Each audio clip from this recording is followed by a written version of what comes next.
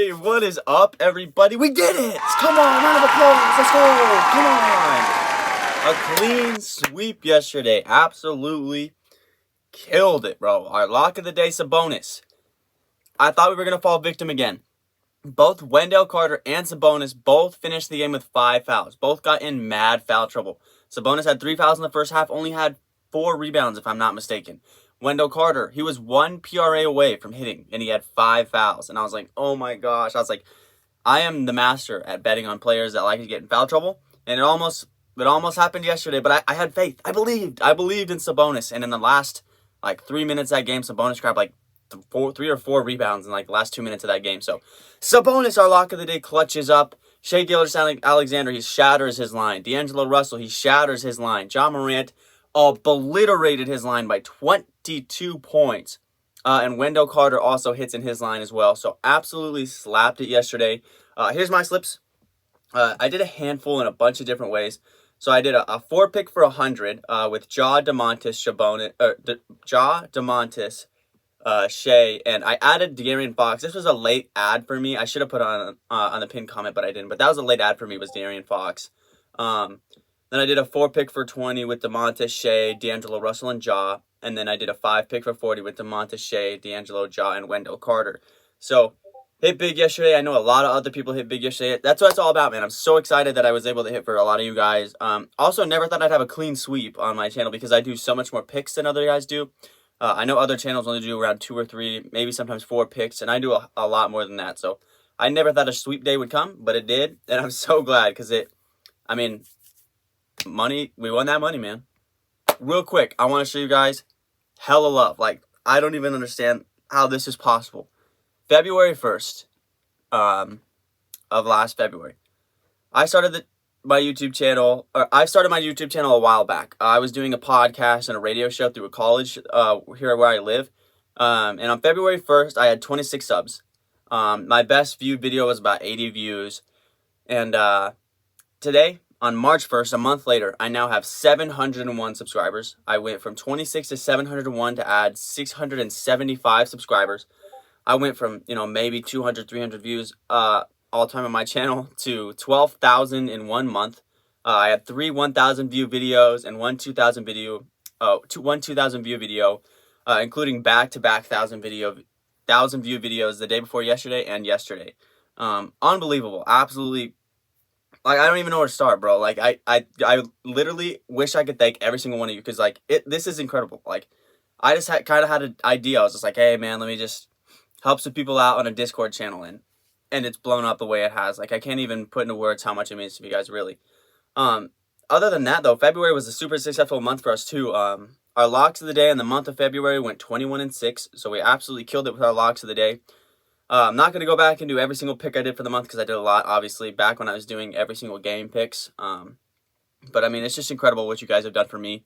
A lot of you guys are giving me suggestions on what I should do now that I'm kind of getting bigger, and I'm very open to that. I'm massively open to suggestions because I didn't think this was going to pop off the way it has. So if you guys have, ideas for me and stuff like that, I'm always super open to that. But thank you guys so much. We even hit 100 followers on Instagram just last night. So, growing across all platforms, man, I love it. Thank you guys so much. All right, so now the pressure builds, huh? Now, everyone saw that I nailed it yesterday. Everyone saw that I swept it yesterday. Obviously, a sweep isn't going to happen every single day, no matter how hard I try. I'm not a time traveler. I'm not a wizard. It's just, what happened yesterday that should have happened. So now the pressure builds today because now people are going to be, obviously wanting to tell me today. So now I've got to execute. Now I've got to be precise today. Got to get surgical. So now we've got the question. Who's going to be the lock of the day today? And if I'm being straight up honest, right out the gate, there's not a whole lot of lines that I love today. Not a whole lot. Matchups wise, I just don't really like a whole lot I see matchup wise. But today's lock of the day, it's going to be coming from a Washington Wizard in an early game versus the Detroit Pistons. Give me Kyle Kuzma for today's lock of the day, over 22.5 points. This is the highest they've had him so far this season. I keep my eye on Kuzma since the Bradley Beal injury. They have really kept him around 20 points. This is the highest they've had him at, 23 points. And there's a reason for that. They've played 2 times this season, and Kuzma's played great both times. In the last matchup, Kuzma had 23. And in the matchup previous to that, he had 26, and that was with Bradley Beal. He had 26 with Bradley Beal. Obviously, this is a matchup problem for the Pistons. The Pistons, in recent play, have allowed in 2 games to Miles Bridges, 29 points and 25 points. 2 games to Jason Tatum, they allowed 26 points and 22 points. Lowry Markkanen had 22 points on them.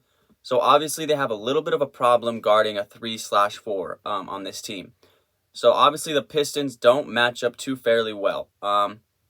There's no reason to think, wow, Kyle Kuzma can't hit this again. Like I said, since of late, he's been playing quite well, being their number one guy. This also it's got a chance of being a good game. Got a chance of being a great game, honestly, between the Pistons and the Wizards.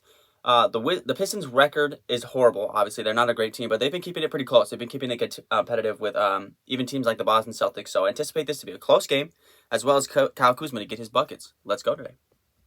All right, next up, I nearly made this guy my lock of the day. I simply didn't make him my lock of the day because Jason Tatum and Jaylen Brown like to play swapskis. They like to go, oh, Jason had a good game, now Jaylen's going to have a good game. Jason's going to have a good game, now Jaylen's going to have a good game. They never, consistently stay. They can never just consistently play. Like, if Jason Tatum goes off, Jaylen Brown doesn't have a good game. If Jaylen Brown has a good game, Jason Tatum doesn't go off.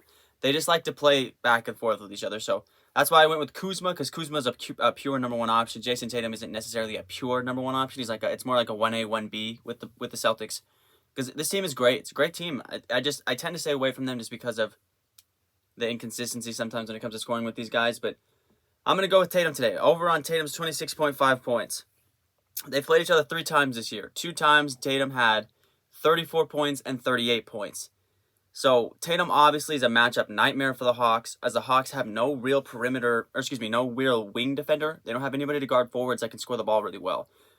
For example, DeMar DeRozan, he had 37. Even Evan Mobley, not an elite forward by any means because he's still just a rookie, but 22 points from him. Keldon Johnson can be a scorer at times. He had 26. Chris Duarte, which, crazy or not, I didn't know this, but Chris Duarte is actually a forward. I thought he was a shooting guard. He had 25. Pascal Siakam, a great scoring forward, he had 33. So history tells us that scoring for forwards versus the Hawks comes in bunches. That's why I'm going to go over on Jason Tatum's 26.5 points. All right, next up we got Warriors versus Timberwolves. We're going to go over on Karl Anthony Towns. Here's the thing. In his 3 matchups, obviously 2 West teams, they play each other 4 times throughout the course of the season. His 3 games this year, 31-12, 26-11, and 17-11. Now, Towns has a couple of rebound lines. He's got a 9.5 rebounds line, a 33.5 points and rebounds line, a 23.5 points, and a 3.5 assists. Now, the numbers say, because every single time he hit his rebounds at 9.5, and he got 11, 11, and 12. So, if you wanted to go rebounds at 9.5, this is not a bad option. This is going to hit as well. I'm going to go points and rebounds, because I'm a guy who likes to do points and rebounds in case there's always a chance that maybe he grabs, maybe 8 rebounds, but he has 35 points, So I always like to have that chance just in case. But I'm telling you, both ways is not a bad way. You can go rebounds or you can go points and rebounds. And I'm going to go with points and rebounds. Matchup history says he's obviously the Warriors can't match up well against elite centers. Jokic just the other night had 35 and 17. That's their one weakness, is their interior presence. So we're going to go over on Karl Anthony Towns for sure. All right, next up it's going to be a hotline. Sometimes when players... I feel like this one's kind of a trap line. In the sense that they've made it so low and he's played so well versus the Rockets. We're going to go with Ivica Zubac over 9.5 rebounds. In both their matchups this year, he had 14 rebounds just recently, a couple days ago. And then he had 10 rebounds earlier in the year when they played on February 17th. That game was a massive blowout, 142 to 111 in that game. So he only played 22 minutes in that game. Still managed to get 10 rebounds. He's a volume rebounder for sure. Doesn't average too many minutes per game. In their last matchup, though, where he had 14 rebounds, he played 33 minutes. So that game was much closer. I think it was 93 to 99 or something. So we need the game to stay close because Ivica Zubac is not a guy they're going to keep out there late. So we need him to get rebounds and bunches early and stay away from foul trouble. Recent success does kind of show. I think Christian Wood's a pretty good center. But Wendell Carter had 12 boards. DeAndre Ayton had 9. Jakob Poeltl had 10. Evan Mobley had 12. So obviously they've got a little bit of a lacking in rebounding presence inside. So Ivica Zubac over 9.5 rebounds is going to be our 4th pick of the day. All right, I'm going to throw this one out here. Luka Doncic is playing the Lakers. I'm not going to count this for or against my record at all. Luka is set at 32. He's playing the Lakers. I am just scared. The Lakers are bad right now. They're so bad. Obviously, this is a matchup nightmare for the Lakers. Luka Doncic, an elite scorer and guard, and they struggle to stop that. I'm not gonna put it up. I'm not gonna put it against my record or for my record. I'm just putting it out there, but I'm just scared the Dallas Mavericks are gonna blow out the Lakers, bro. The Lakers have just been playing so bad of late, but Luka Doncic over 31.5 points is worth looking at. All right, guys. Sorry this video is gonna be super late, dude. I'm just like, I want to make sure I get 5 solid picks for you. And like I said, there wasn't a whole lot I really loved today. Guys, I've kind of thought about, Scotty Barnes versus the Nets, but I don't like betting on players on back-to-backs. Under on Patty Mills. He's been playing really bad of late. Those are lines we can just kind of consider, but it looks like our 5th and final pick to put into our 5 slip for today is going to be Marcus Smart over on his 5.5 rebounds. And there are 2 of the 3 matchups. He had 7 assists and 11 assists. The one game where he didn't hit, he had 2 assists. The perimeter defense of the Hawks is a little bit lackluster. Marcus Smart is a pretty good playmaker in his own right. So we're going to go with it. We're going to go over on Marcus Smart's 5.5 rebounds to round out our 5 slip. All right, guys. Perfect 3 slip, perfect 5 slip. Let's get into it. A perfect 3 slip. Give me Kyle Kuzma, Jason Tatum, and Karl Anthony Towns. Kuzma over on his points, Jason Tatum over on his points, and Karl Anthony Towns over on his points and rebounds. Let's get it for a perfect 3 slip. Let's cash. Then a perfect 5 slip would be our 3 from the 3 slip. Give us a Vika Zubac's 9.5 rebounds against the Rockets. And give us Marcus Smart's 5.5 assists versus the Atlanta Hawks. Should be a good game. Should be a competitive game. So he should be on the floor enough to get these assists. Let's get it today. All right, guys. It's going to be the end of today's video. Sorry. Later post. I just wanted to make sure I got 5 solid picks for you guys. And I was kind of waiting for the Brooklyn and the Raptors lines, but again, I just don't really love betting on back-to-back for players, especially they played in last night. They played in Brooklyn, got on a flight tonight, got over, and they're playing the Raptors in Toronto again. So they literally just played each other last night, flying to another country to play each other. It's just a little messy sometimes. I don't like to bet on stuff like that. So with that being said, today, guys, hopefully I can execute like I did yesterday. I know there's going to be a lot of pressure on me today to execute and try to get people their money.